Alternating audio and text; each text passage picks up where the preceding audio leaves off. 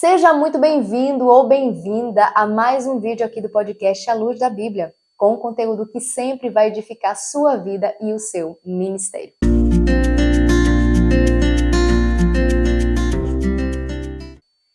Esse vídeo é o segundo vídeo de uma série de 3, e se você ainda não assistiu o primeiro, eu quero te convidar a assistir.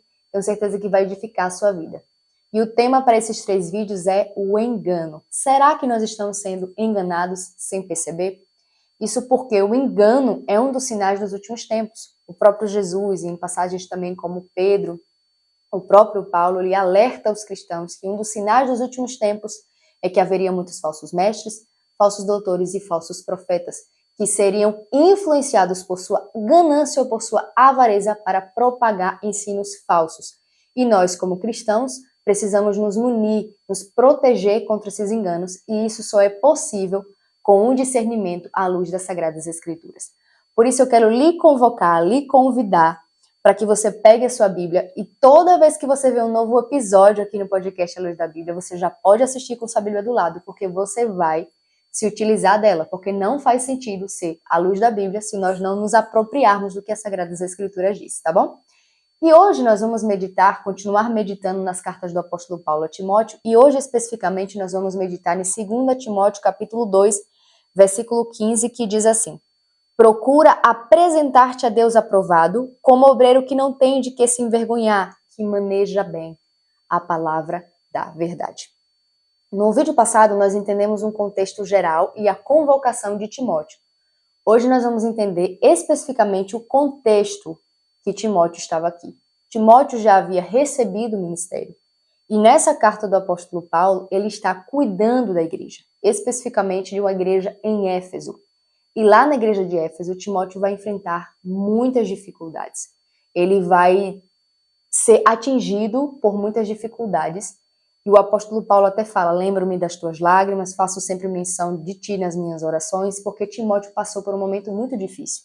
E a gente vai entender então qual é o contexto que Timóteo estava passando em Éfeso e quais são os valores que nós podemos aplicar nos nossos dias para que a gente não possa ser enganado. Primeira coisa, é importante a gente entender que nessa carta aqui o apóstolo Paulo ele vai fazer uma distinção entre falso e verdadeiro. O tema central ou a palavra central para a gente analisar nesse vídeo é a palavra aprovado, que vem do grego dokimos. E esse dokimos não era uma pessoa que era simplesmente aprovada sem ser testada.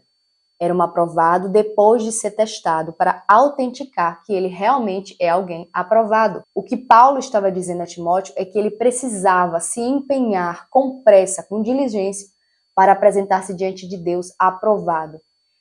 A palavra dokimos também nos fala sobre as pessoas que naquela época não falsificavam moedas e nem aceitavam moedas falsas. Deixa eu explicar aqui para vocês.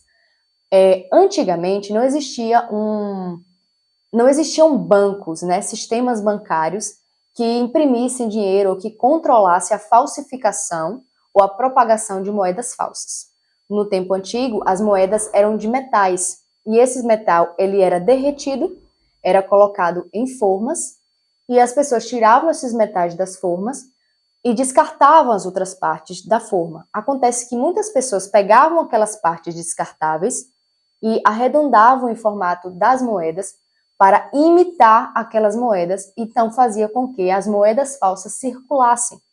Não havia uma legislação, uma fiscalização eficaz que impedisse a propagação dessas moedas. Então, ela estava por toda parte. E o Império precisou começar a criar leis para que impedisse a propagação dessas moedas falsas. Acontece que no meio de toda essa propagação da falsidade, existiam os dokimos. E quem eram os dokimos? As pessoas que não falsificavam as moedas, mas que também não aceitavam falsificação. Veja bem, há aqui uma grande tentação, podemos dizer assim, porque a gente está falando do mundo antigo, que tinha muita dificuldade, os povos passavam por muitas dificuldades, não havia facilidade, e realmente falsificar moedas para conseguir conquistar algumas coisas poderia ser uma tentação para qualquer pessoa. Haja vista não tinha uma fiscalização, não tinha uma legalização que impedisse, mas dos dokimos eram pessoas que depois de serem provadas e realmente estar debaixo dessa tentação, rejeitava tudo que era falso e permanecia seguindo a verdade e a pureza. Timóteo é convocado por Paulo a se apresentar rapidamente, com pressa, diante de Deus como um dócimos, como um obreiro aprovado que não tem do que se envergonhar. E por que o apóstolo Paulo fala isso a Timóteo? Ele fala a Timóteo porque justamente nessa carta ele vai trazer algumas exortações para Timóteo, ele vai trazer alguns conselhos práticos, e o próprio apóstolo vai trazer a sua própria experiência como um bom soldado de Cristo, como um veterano soldado de Cristo, as dificuldades que ele passou em seu ministério para consolar Timóteo, para ajudar Timóteo em suas dificuldades. Então, nós vamos por partes. E nós vamos entender aqui o que o apóstolo Paulo quer falar para Timóteo e como nós podemos aplicar isso para a nossa vida. Timóteo, então, está num contexto bastante difícil. Veja bem, Timóteo está cuidando da igreja em Éfeso. A igreja em Éfeso tinha muitas dificuldades, porque o próprio ambiente era um ambiente de muitas propagações de heresias, de magia e tantas outras coisas. A gente vê que o apóstolo Paulo algumas vezes esteve pregando em Éfeso, e ali havia um templo à deusa Ártemis, e que esse templo movimentava o comércio da época. E muitos mágicos, trabalhavam com magia, tinha livros de magia, é o que movimentava o comércio naquele lugar. Quando o apóstolo Paulo vai para a igreja em Éfeso, na verdade, quando o apóstolo Paulo vai para a cidade de Éfeso, ele começa a pregar o evangelho, e muitas pessoas que faziam parte dessas práticas de magia, que tinham livros dessa magia, que confeccionavam deuses, eles se convertem ao evangelho, pegam seus livros de magia, pegam seus ídolos e queimam no fogo. E aí, um desses homens, eles começam a perceber que isso era muito perigoso para a cidade em Éfeso e para o comércio deles. Porque o que sustentava o comércio era justamente esse templo. Então, eles começam a ver o apóstolo Paulo como um grande perturbador, ou como alguém que era uma ameaça. Então, eles fazem todo aquele gorgurinho e Paulo tem que sair daquela cidade. E, aparentemente, Timóteo estava lá também. Só que quando Paulo ele sai de lá, ele vai para Macedônia, ele vai rogar para que Timóteo continue lá na cidade de Éfeso e seja um instrumento usado nas mãos de Deus para cuidar daquela igreja, para que eles não possam ser alcançados pela falsidade. Olha só, eu acho muito bonito, porque enquanto o apóstolo Paulo está saindo daquela cidade, ele está se preocupando com os verdadeiros cristãos lá. A gente precisa entender que atentar para o engano não é só nos preocupar de nós não sermos enganados. Aquele que verdadeiramente se compromete como líder, como pregador do evangelho, como alguém que está à frente da obra de Cristo, ele não só se preocupa em não ser enganado, mas ele também se preocupa para que outras pessoas não sejam enredadas, enlaçadas no engano. Ele tem esse desejo de que essas pessoas sejam edificadas na verdade, pregar a verdade, viver a verdade e aplicar a verdade. Então era para conservar aqueles cristãos na verdade que Timóteo fica cuidando da igreja em Éfeso. E nós percebemos então que ele vai passar por muitas dificuldades naquele lugar. Por quê? Porque o apóstolo Paulo vai falar em Timóteo, inclusive, para que em 1 Timóteo 6:20, o apóstolo Paulo ele vai alertar Timóteo para que ele evite vãs conversas profanas, contraditórias da chamada falsa ciência. Essa falsa ciência aqui está relacionada ao gnosticismo. É claro que no contexto da carta do apóstolo Paulo a Timóteo não havia um gnosticismo realmente arquitetado, formulado, como a gente vai ver no século II.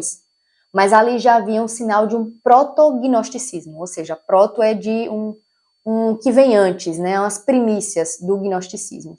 E essas pessoas que seguiam essa ideia gnóstica, eles acreditavam que o corpo era ruim e que o espírito que era bom. E o apóstolo Paulo, em algumas cartas, vai mostrar a importância da ressurreição de Cristo como a base da fé cristã. Porque ele diz, se Cristo verdadeiramente não ressuscitou dos mortos, então eu estou pregando à toa e vocês estão crendo à toa. Porque a ressurreição é a base da fé cristã. E era justamente o ponto da ressurreição, que era considerada a base da fé cristã, que esse proto-gnosticismo, ou essas pessoas que propagavam essa falsa ciência, estavam pregando dentro das igrejas, dizendo que Jesus não ressuscitou em carne, porque para eles o que acontece? A carne é ruim, o espírito que é bom, logo Cristo não ressuscitou em carne. E isso estava deturpando, isso estava corrompendo a fé de muitos cristãos, os cristãos que Timóteo estava cuidando. Então você vê a propagação de uma falsa ideia, e entenda, é uma falsa ideia filosófica.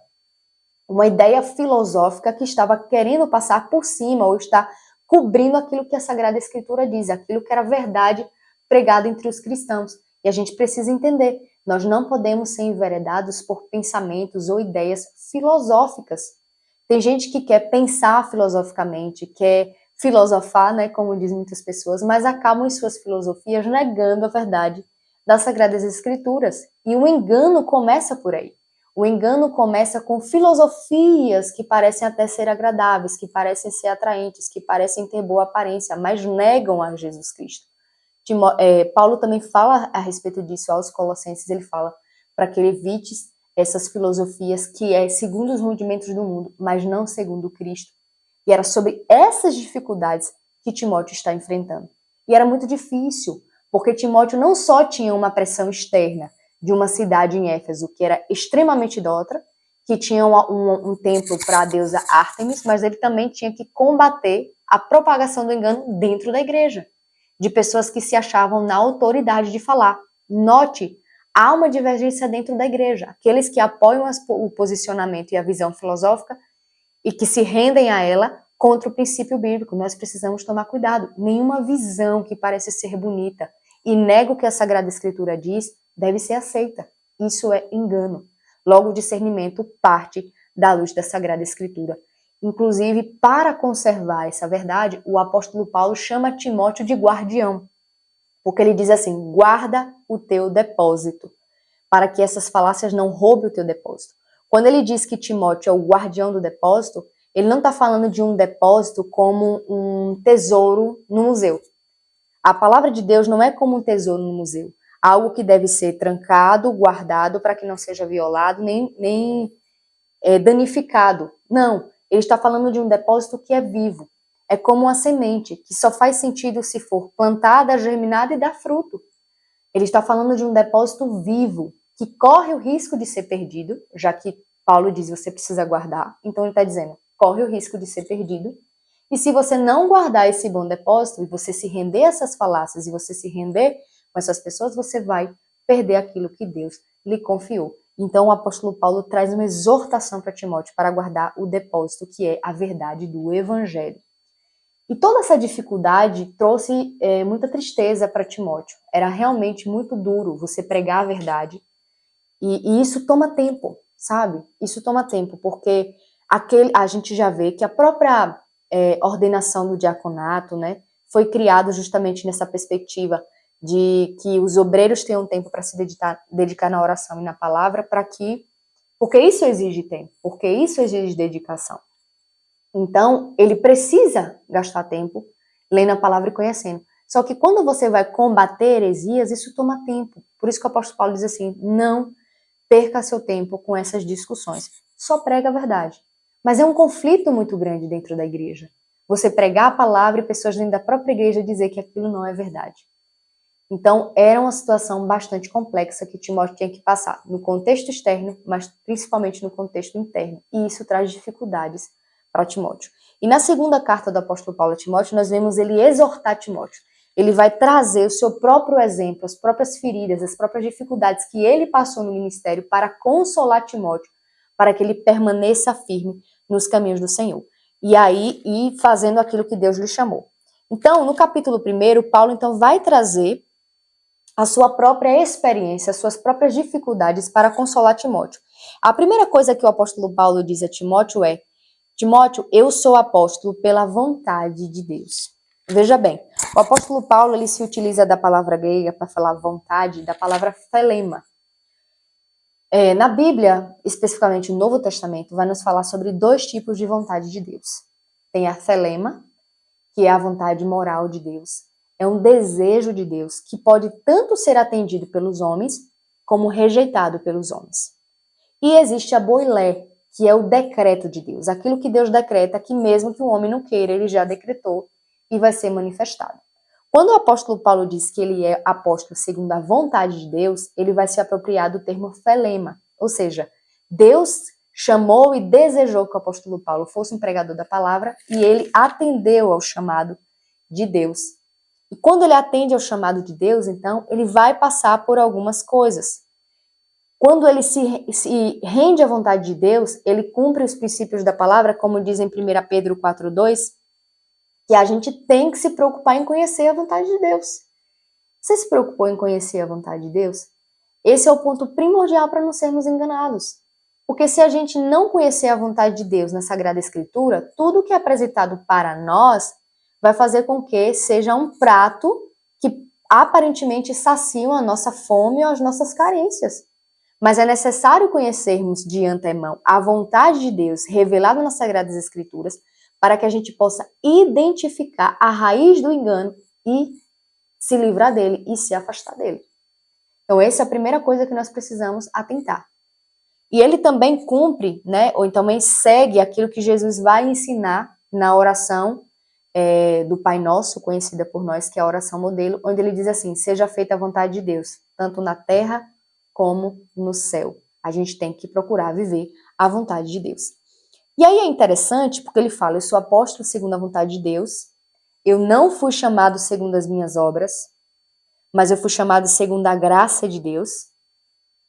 Veja bem, se o apóstolo Paulo fosse chamado pelas suas obras, ele não seria o apóstolo. Por quê? Porque a gente vê em muitos momentos ele sendo perseguidor da igreja, ele consentiu na morte de Estevão. Entenda, existem pessoas apedrejando Estevão e as suas roupas grandes, as suas capas eram pesadas e podia dificultar jogar pedra. O apóstolo Paulo se disponibiliza para segurar a capa dessa pessoa para que ele possa ficar com os braços livres para jogar a pedra em Estevão. Deus não chamou Paulo por causa das suas obras, por causa da sua capacidade. Deus chamou Paulo por sua graça. Então, Paulo está convocando Timóteo a pensar na graça, a entender que é por causa da graça e a ser sustentado pela graça. E ele diz assim: fui chamado segundo a vontade de Deus, sou prisioneiro. E ele diz uma coisa linda: eu fui constituído pregador, apóstolo e mestre. Esses são os 3 títulos que hoje as pessoas mais valorizam, porque parece que esses títulos dão credibilidade, faz a pessoa aparecer. Mas muito pelo contrário, o apóstolo Paulo diz que é por causa desses 3 pontos que ele sofre. Ele diz assim: eu fui chamado pregador, apóstolo e mestre, e é por esse motivo que eu sofro. Eu sofro por causa da pregação do evangelho, porque a pregação do evangelho não é para trazer comodidade ou bem-estar. Tem as suas dificuldades. Por quê? Porque trazer a verdade de Deus e conflitar com a mentira que está sendo pregada traz consigo conflitos. Se a gente, como pregador da verdade, a gente como pregador do evangelho, não estiver evitando esse conflito com os enganos, a gente vai se render a eles. Porque não existe posicionamento neutro. Ou você está do lado da verdade, ou você não está do lado da verdade. Então, muitas pessoas e muitos líderes já se envolveram com a mentira, já se envolveram com os enganos, porque não querem um embate das dificuldades de trazer a verdade de Deus mediante um cenário de engano. Então, o apóstolo Paulo diz assim: eu fui chamado pregador, apóstolo e mestre, e é por esse motivo que eu sofro. Mas ele diz uma coisa linda: mas eu não me envergonho. A palavra envergonhar é relacionado ao envergonhar, que a gente conhece, mas também ao sentir-se desonrado. Por quê? Porque ele fala lá no início: eu fui chamado por Deus como apóstolo segundo a vontade de Deus. Eu aceitei a vontade de Deus. Então, se eu aceitei a vontade de Deus, Deus tem que me dar tudo do bom e do melhor. As coisas precisam ser confortáveis para mim, né? E é assim que a gente pensa. Ah, não, será que essa verdade é verdade mesmo? Porque eu disse sim para Deus, mas vem várias perseguições e dificuldade. Timóteo, permanece na verdade. Porque mesmo que eu tenha aceitado a vontade de Deus e seja perseguido, prisioneiro e sofra por causa disso, eu não me sinto desonrado. Nós que nos voltamos para a palavra de Deus, para a verdade de Deus, e vemos engraçado, porque é justamente uma das estratégias que o diabo usa. Ele quer fazer a gente se sentir desonrado. Por quê? Porque a gente vive na cultura da honra. As pessoas querem ser honradas. Então, às vezes, você está indo pelo caminho da Bíblia, e aí surgem pessoas que aparentemente têm autoridade e nos fazem nos sentir menos inteligentes, né? Quando a gente defende a ideia da Bíblia. Ah, mas é porque você não estuda, é porque você é uma anti-ciência, é porque você é isso, é porque você é aquilo. Porque tenta desmerecer aquilo que nós estamos pregando. E aí, para sermos honrados, a gente aceita esse tipo de junção da verdade com o engano. Mas Paulo está focado na verdade, está sofrendo e sendo perseguido por causa disso, mas ele não se sente desonrado. A coisa importante também para não sermos enganados é não nos sentirmos desonrados quando nós seremos perseguidos ou quando nós formos perseguidos por causa da verdade do evangelho. Você precisa decidir. Aí ele diz, por que não me envergonho? Ele diz, porque eu sei em quem eu tenho crido e estou certo que ele é poderoso para guardar o meu depósito até aquele dia. O depósito aqui não é a ideia que a gente tem de um galpão que a gente vai colocando as coisas que a gente considera importante. Não, o depósito aqui é a própria coisa recebida. Paulo diz, Deus é fiel para guardar o depósito, aquilo que ele me confiou. Então ele segue. Depois ele vai falar desse depósito, ele vai falar de Deus como guarda. Ele vai falar com Timóteo essas coisas porque Timóteo está sofrendo, derramando lágrimas em sua trajetória, passando por suas dificuldades. Mas ele diz assim, eu estou lembrando sempre das suas lágrimas e sempre faço menção de você em minhas orações. Entenda, irmãos, eu lembro da síndrome de Elias, né? Elias não se curvou perante Baal. E era um costume comum no tempo de Elias. É tanto que ele diz assim, até quando vocês vão cochoar entre dois pensamentos? Se Baal é Deus, segue-o. Se Deus é Deus, segue-o. Por quê? Porque é uma mescla, é uma mistura. Tem gente adorando a Baal, tem gente adorando a Deus. E Elias disse assim, escolham logo o que vocês querem, se decidam, porque não dá para ficar no meio termo. E Elias foi alguém que decidiu não se curvar perante Baal. E ele achou que ele era o único. E quando ele achou que ele era o único, na síndrome dele, de solidão, Deus falou assim, não, reservei para mim mais 7.000 que não se curvaram perante Baal. Então, nós não estamos sozinhos. Existem pessoas que também defendem essa verdade. E Deus tem abençoado essas pessoas. Existem pessoas que são falsas, que propagam mentiras, mas existem pessoas verdadeiras. Só que para você discernir, você tem que ter o discernimento das Sagradas Escrituras, você tem que ter a visão das Sagradas Escrituras. Mas há outros que também estão defendendo a verdade. E quando Paulo escreve para Timóteo isso, ele está dizendo, você não está sozinho. Eu também sofro por causa de valorizar a própria palavra. É por isso que eu oro sempre por você. Entenda, sempre tem alguém que ora por nós. E nós sempre temos que orar. Deus, levanta pessoas que oram por nós. E a gente tem que pedir, Senhor, manda pessoas que oram por nós, mas a gente tem que pedir aos irmãos. Paulo não só pedia, ele rogava, rogo-vos, irmãos, pelas vossas orações, porque eu preciso das vossas orações. A gente precisa entender que para pregar a verdade do evangelho, nós temos que estar cercados de orações, de pessoas que oram por nós, porque a dificuldade é muito grande. Mas vale a pena nós ficarmos do lado da verdade bíblica, do lado da verdade da palavra de Deus. E Deus quer, então, que, para que a verdade propague, Deus quer que cresça ou que nasça na igreja um grupo de orações, não um grupo de fofoca, não um grupo de pessoas que apontem, mas um grupo de pessoas que oram para que a verdade do evangelho seja pregada. Então apoie em oração as pessoas que têm pregado a verdade. E parece que Timóteo então está sendo abalado e Paulo diz assim, desperta o dom que há em ti, ou seja, mantenha vivo o dom que há em ti, que você recebeu pela imposição de mãos. Não deixa que esses problemas venham tirar você do foco. Diz por quê, né? Porque Deus não nos deu o espírito de timidez, mas Ele nos deu o espírito de poder, amor e moderação. E é interessante nós falarmos sobre isso aqui porque timidez está relacionada ao temor aos homens. E a Bíblia fala que o temor aos homens traz consigo dificuldades, lá no livro de Provérbios. O temor aos homens arma laços, mas quem confia no Senhor está seguro. Às vezes a timidez e a preocupação de falar a verdade e ver o que o povo vai dizer.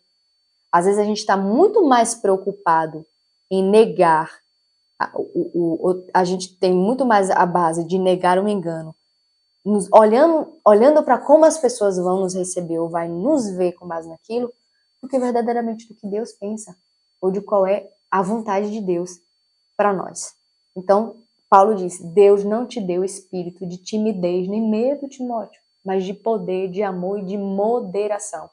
E aí ele diz uma coisa muito linda, quando ele diz isso, ele fala, e o seu espírito nos enche desse poder, desse amor e dessa capacidade de entender como tomar decisões sábias, ser sensatos, ou seja, o Espírito Santo, que é o Espírito da verdade, está do lado de quem propaga a verdade e não aceita a mentira.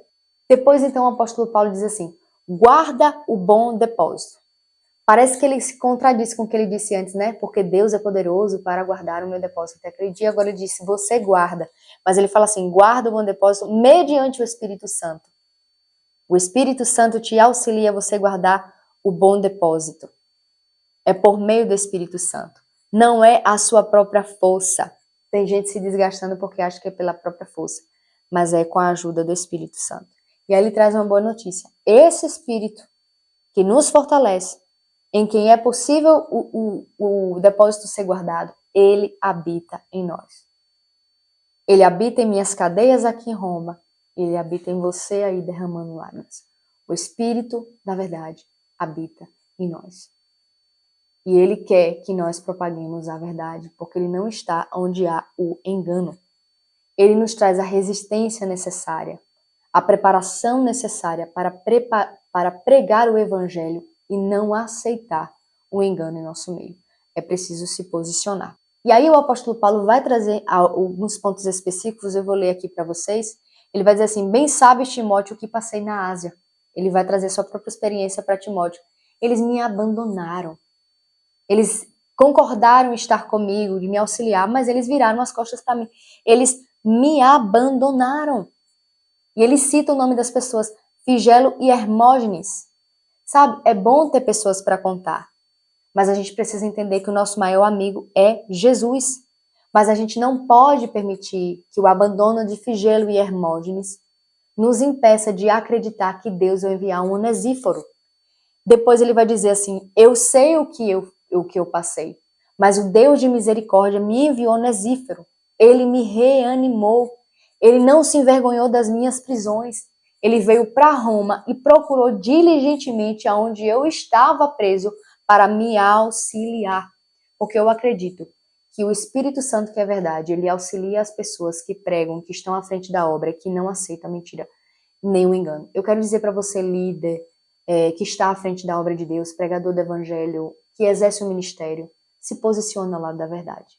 E não se preocupe em te perder amigos, em perder pessoas, em pessoas te abandonarem, porque Deus vai enviar pessoas que vão te abraçar, pessoas que vão te auxiliar, pessoas que vão estar ao seu lado, lhe animando no meio da jornada. Por quê? Porque Deus, ele se compromete com a sua verdade. Ele vela pela sua palavra para fazer cumprir. E ele quer que nós venhamos pregar a verdade. Então não se deixe abater por causa das pessoas que te abandonaram. Ah, eu estou me sentindo abandonado, então agora essa verdade não serve para mim. Não. Se Figelo e Hermógenes nos abandonou, o Onesíforo vai ser enviado por Deus para nos abençoar. E aí o apóstolo Paulo vai apresentar 4 lições para Timóteo. Primeiro ele vai dizer, fortifica-te na graça, não é na força do seu próprio braço, mas é fortificado na graça.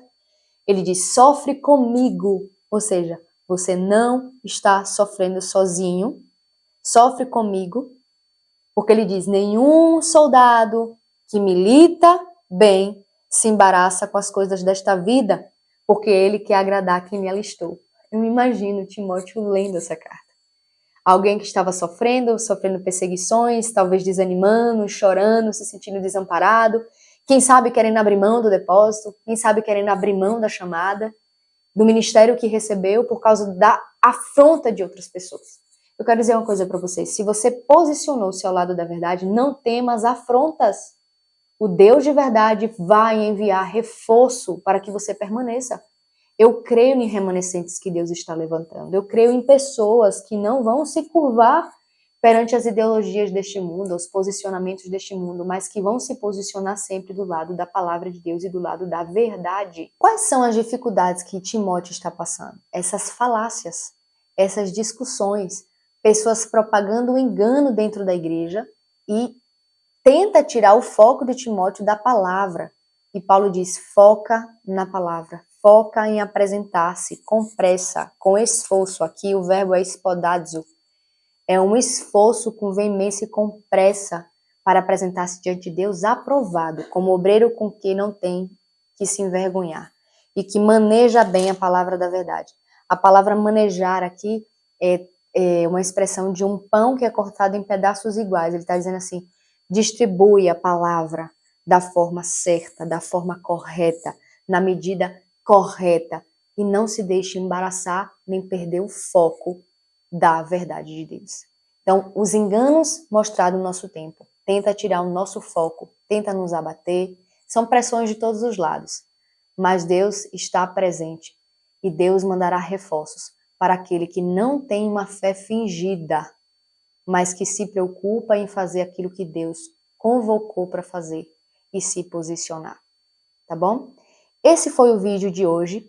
Te convido mais uma vez para assistir o primeiro vídeo dessa série e também a ficar atento que vai sair o terceiro vídeo da conclusão e nós vamos falar sobre as características dessas pessoas que enganam, que o apóstolo Paulo então vem trazer a Timóteo em 2 Timóteo capítulo 3. E eu quero convocar você para não perder nenhum conteúdo aqui no podcast A Luz da Bíblia, porque sempre, sempre vai edificar a sua vida e o seu ministério. Se você está passando por alguma dificuldade, não abra mão da verdade. Se apegue em Deus, porque a própria verdade que você se apega vai ser o combustível e o consolo para a sua alma. Que Deus em Cristo te abençoe, em nome de Jesus.